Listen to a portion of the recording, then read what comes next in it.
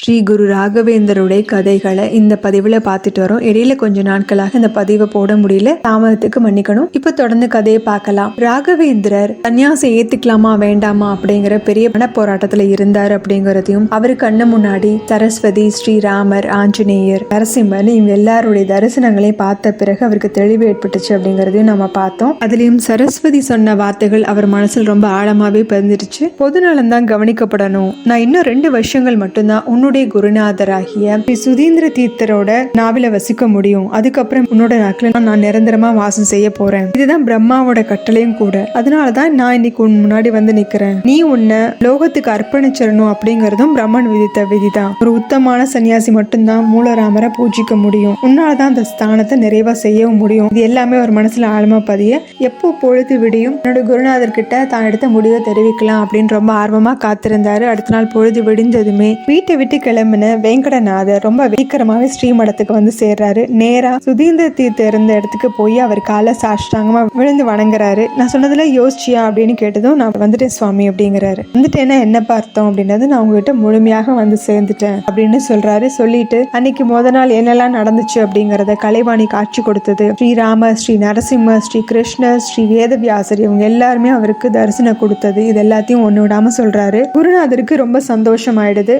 அடுத்து நான் என்ன செய்யணும் சுவாமி அப்படின்னதும், முதல்ல உன்னோட மகனுக்கு உபநயனத்தை செஞ்சு முடிச்சுட்டு வா, அதுக்கப்புறமே நான் சொல்றேன் அப்படிங்கிறாரு. லட்சுமி நாராயணனுக்கு உபநயனத்தை ஸ்ரீ சுதீந்திர தீர்த்தரே செஞ்சு வைக்கிறாரு. ஸ்ரீ சுதீந்திர தீர்த்தர் எவ்வளவோ எடுத்து சொல்லியும் வெங்கடநாதரால சன்னியாசத்தை ஏத்துக்க முடியல இல்லையா. அவரு அந்த முடிவு எடுக்கிறதுக்கு பல தெய்வங்களோட காட்சிகள் கிடைக்க வேண்டியதா இருந்தது. அதனால வெங்கடநாதருக்கு தன்னோட மனைவி மகன் மேல இருந்த அன்பும் பாசமும் கண்டிப்பா வெங்கடநாதனுடைய மனைவியான சரஸ்வதிக்கும் அவர் மேல இருக்கும் அப்படிங்கறதுனால அந்த இடத்துல வச்சு சன்னியாசத்தை ஏத்துக்க முடியாது அப்படிங்கறத புரிஞ்சுக்கிட்ட ஸ்ரீ சுதீந்திர தீர்த்தர் கும்பகோணத்துல இருந்து தஞ்சாவூருக்கு பயணமாறாங்க. அங்க போயிட்டு தஞ்சாவூர் அரசரான ரகுநாத பூபால் அவர்கிட்ட இந்த விஷயத்தை எல்லாத்தையும் சொல்லி வெங்கடநாதர் சன்னியாசம் ஏத்துக்கிற சடங்கு செய்யணும் அப்படின்னு சொல்றாரு. தஞ்சாவூர் நகரமே விழா கோலம் பூண்டு இருக்கு. அங்க ரொம்ப விமர்சையாக வெங்கடநாதர் சன்னியாசம் ஏத்துக்கிற விழா நடைபெற்றது. இந்த விழாவில ஸ்ரீ சுதீந்திர தீர்த்தரோட கனவுல ஸ்ரீராம வெங்கடநாதரே சன்னியாசம் ஏத்துக்க சொல்லி இந்த மூலராமர் பூஜை அவரே செய்யட்டும் சொல்லியிருப்பார் இல்லையா. அப்ப சொல்லியிருப்பாரு, வெங்கடநாத நாமம் ஸ்ரீ ராகவேந்திரராக மாற்றப்படணும் அப்படின்னு சொல்லியிருப்பாரு.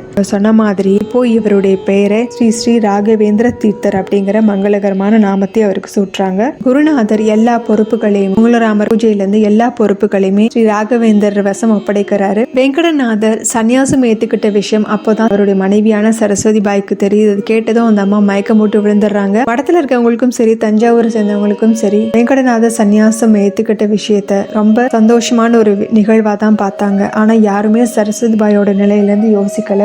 தன் மேலையும் குழந்தை மேலையும் ரொம்ப அதீத பாசத்தோட இருந்த அவர் எப்படி இப்படி ஒரு முடிவெடுத்தாரு அப்படிங்கறத நினைச்சு அந்த அம்மா ரொம்ப புலம்பி அழுகிறாங்க. அதோட நம்ம தானே அவர் அங்கிருந்து புவனகிரியில இருந்து இங்க கூட்டிட்டு வந்தோம், நம்ம மேலதான் தவறு அப்படின்னு தன் மேலையும் பழிய சுமத்திக்கிறாங்க. இனி தான் யாருக்காக வாழணும் அப்படின்னு யோசிக்க ஆரம்பிச்சு அவங்க ஒரு தவறான முடிவே எடுக்கிறாங்க. தன் மடியில படுத்து தூங்கிட்டு இருந்த தன்னுடைய மகனை சுவாமி படத்துக்கு முன்னாடி படுக்க வச்சுட்டு அவங்க அங்க இருக்கக்கூடிய ஒரு பாலுங்கிணத்துல விழுந்து உயிரை விட்டுறாங்க. ஆனால் இயற்கைக்கு மாறான முடிவெடுத்ததுனால அவங்களுடைய ஆத்மா ராகவேந்தரை சுத்தி வந்துட்டு இருந்தது. அதை பார்த்த ராகவேந்திரரும் கமண்டலத்துல இருக்க நீரை எடுத்து அவங்க மேல தெளிக்க அந்த ஆத்மா புனிதமடைஞ்சு நற்கதியும் அடைஞ்சது. இங்க மடத்துல ஸ்ரீ ராகவேந்தருடைய செயல்பாடுகள் ரொம்பவும் திருப்திகரமா இருந்ததுனால ஸ்ரீ சுதீந்திர தீர்த்தர் புனித யாத்திரை பயணம் தொடங்கலாம் அப்படிங்கிற முடிவோட கும்பகோணத்துல இருந்து கிளம்புறாரு. சில கஷேத்திரங்களை தரிசனம் பண்ண அவருடைய புனித யாத்திரை வழியிலேயே இறைவனோட கலந்துறாரு.